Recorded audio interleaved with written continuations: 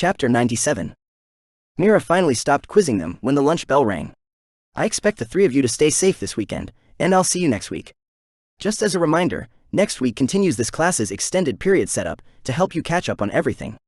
After that, it will go back to the normal style of being a single period-long class. She waved to them while gathering up the various books from her desk. Nate muttered as he cracked his back with a quick twist once they were out the door and into the noisy hallway. She really went at us today. Yeah, she really did. I get the feeling that she was serious about wanting us to be prepared for this weekend, Lindsay said as they pushed through the crowd toward the lunchroom. Speaking of which, my parents will be picking me up after school today. So I won't be needing a ride home.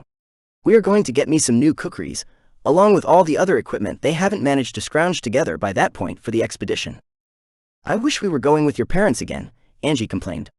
A pout crinkled the space between her brows as she pursed her lips. I just know this weekend is going to turn out to be an utterly standard affair. They are going to take us to a strictly regulated area. Maybe let us get a couple of hits on one of the beasts, and that will be it for the entire time. The entire experience will be nothing more than a glorified camping trip. You could bring your phones or radios and give me a call, Nate suggested casually as they moved through the line and began picking out their food and placing it on their platters. I promise to make you as jealous as I possibly can by how much more fun I am having. You know, as I slog through the forest and get covered in slime and who knows what else? A couple of the closest groups of kids were clearly listening in, as they had stopped eating entirely and were leaning toward their table. None of them were even bothering to try and hide what they were doing. One of the good things that had come from the girls forming their cores was suddenly everyone had stopped bothering them. All the fake friends that had surrounded them for years, the ones they despised, had suddenly vanished. No longer were they being constantly accosted by sycophants who just wanted to climb the social ladder through borrowed connections. For once they were being left blessedly alone, and although strange, they were enjoying it for the most part. Unfortunately, even now, there was the sense that everyone was just waiting for them to show some sort of weakness. An undercurrent of unease was rippling through the cafeteria as each student sensed the balance had been disrupted. Not that the three responsible for that disruption particularly cared. They were just going about their business, talking and making plans. The rest of the students were left with a conundrum. Did they let those three exist outside the balance of power, or did they try to drag them back into the fold? Strictly speaking, could they even do anything against them? They were proper cultivators now, with cores. Even Nate, with his low-quality core, could take on all the students there and win. So where did that leave them? It was a matter that they would have to think about later. Nate stood up after finishing his lunch. I'll see you both in Brick's class. Have fun until then. Unlike Lindsay and Angie, he was not as clueless to what the other students had been feeling. The various emotions and thoughts each had were easily read on their faces. He had been dragged into enough messes since coming to this school, and this was one he did not want to be a part of. He would hang around outside the cafeteria doors and listen to what was being said. But he didn't want to be a part of it. The location would let him be close enough to step in if the situation called for it. However, he seriously doubted it would. These kids all attended this school for a reason. Money was a major factor, but brains were also a requirement. None of them were stupid, and attacking the girls would be stupid. In the end, nothing happened. Lindsay and Angie had always existed outside the power structure of the school, so this was nothing new for them all. It was annoying that they could no longer suck up to the girls, but that was about it. The real problem was Nate, but he was also something of a conundrum for the student body. Until recently, he had always been an unobtrusive nonentity. Someone who had floated around outside all of their radars. No one really knew him, except by reputation, or because they had been in class with him. Yet somehow, a boy like that had managed to do what all of them had been trying for so long. Worse, it hadn't even been him who had made the first move, but Angelica. When they all thought about it properly, they realized that they couldn't approach him lightly either. It didn't matter who his parents were, or how much money the boy had. It was becoming clear to them that he had backing from another source, one that could influence Angie and Lindsay. And that made him untouchable as well. A few minutes after Nate stood up from the lunch table, a lone girl approached them and carefully took his vacated seat. She sat with them for a little over a minute before quickly excusing herself and hurrying back to her previous table.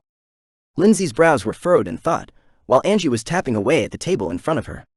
Whatever the girl had said to them was obviously causing them to think about something in turn. Shrugging his shoulders, Nate turned and headed to his next class. He still had several minutes before it would begin, but there were several items he could do to occupy his time with until then. There was always working on the dungeons as a viable and seemingly never-ending time waster. Or also of a more immediate concern, he could work on the meditation art. There was something that he wanted to try though. It was an idea that had come to him the night before while he was working his way through the second dungeon, practicing his energy skills. There might be a way to make basic ties useful toward his meditation art research right away. At least, that was his hope. It was also entirely possible that he was completely wrong with his idea, in which case all he was about to do was waste some time. Pulling out his school notebook, Nate began writing out the shadow mediation art he had been working on. Each stroke of his pen filled the ink with a slight amount of chi as he wrote the words onto the paper. Basic ties needed chi to work with, so he was giving it exactly that. At the same time, ink and paper couldn't handle much, so he had to be careful not to give them anything more than a trickle of energy. As soon as he finished writing out the first stanza of the art, he dropped his pen and activated the skill. Due to how little chi he had been able to use, the information he received back was minor. There was no flood of feelings that he needed to work his way through. Instead, it simply showed him the entire stanza in a variety of colors. Green where it tied together well. Yellow, where the connection was shaky, and red where it was broken entirely. The colors intermixed at times to show him words that sort of worked but also didn't. The meaning of the words in those spots was a little shaky. Even before he thought about combining multiple mediation arts, it looked as though he had a lot of work cut out for him in just making the first one better. He would need to work his way through each of the sentences, slowly replacing words with ones that he thought would fit better. Then he would need to use the skill again, each time. In other words, it would become a giant, exhausting, and very annoying game of mix and match. One where he could potentially change the meaning of every stanza in the meditation art if he wasn't careful. Nate quickly noted which words were yellow and which were red as the rest of the class trickled in around him.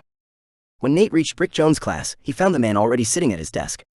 The teacher was leaning over something with a look of incredible focus on his face. Walking up to the side of his desk, he had a feeling he knew what the man was so absorbed in reading. Taking a quick peek, he grinned and leaned closer. It came in then. Brick started in surprise, the crown of his head nearly bumping into Nate's nose. You startled me. What was that? Oh, yes. Last night, actually. They managed to finish copying it early, and were able to get it delivered right to my house. You still won't get it till Monday though. That's fine. I'm still working on properly incorporating the shadow meditation art. I'm making progress on it and my overall cultivation speed has improved, but I still have a long way to go on it. Speaking of which, check out what I discovered earlier today. Nate quickly told him about how he had written out the first part of the meditation art, and what it had shown him. That is incredible. Brick immediately grabbed a pen and paper, and wrote out the first stanza of one of his own meditation arts. Tell me what you see. Nate activated his energy skill, and saw the now familiar mix of colors. The teacher frowned as Nate told him what he was seeing. Interesting. I have a twice-evolved version of the basic tie skill myself. That is part of the reason I knew about it in the first place. I admit that I never experimented with it much when I was younger, something that I regretted when I learned what it was truly capable of. This is odd. What I see is completely different from what you see. Is it trying to modify the ties to make them more appropriate for the wielder? Nate asked. Brick shook his head. That isn't how the skill works, or at least it shouldn't be. That would be a possible evolution, but you have only had the skill for a day. You are months at the earliest, away from the first skill evolution. It is interesting though, I admit. What you are seeing is personalized to you. What I am seeing isn't. There is far more yellow than yours and next to no red. Which means this stanza only needs a few modifications to become better. Couldn't it just mean that meditation art is already suited for you? It is one of yours, right? The teacher shook his head. No, this isn't for one of my affinities. This is actually Lindsay's meditation art. Nate pulled back and tapped his lip. Well, mine will help me, but yours will help others. Definitely suited for a teacher. I'm kind of sad that I can't help them as well, but maybe in the future I'll be able to personalize their meditation arts in the same way I can mine. It'll be interesting to see for sure. Still, this really is an incredible discovery. How did you even think to try this? I noticed that basic ties only works with items that have chi inside them. I don't know, it just made sense to me that this would work. I mean, assuming that I had been able to control my chi while writing it out, that is. The words making up the stanza would have chi, and the skill should still be able to tell what it was supposed to do from my existing knowledge of the art. That last part is where I really became unsure if it would work or not. Just because I know something doesn't mean the energy skill does. However, during my experiments with it last night, I saw enough examples where it used my own knowledge for certain things that I felt confident it would work. Just how late did you stay up last night practicing? Not very. Oh look, the girls are here, time to start class. Nate told him with a grin, abruptly changing the subject.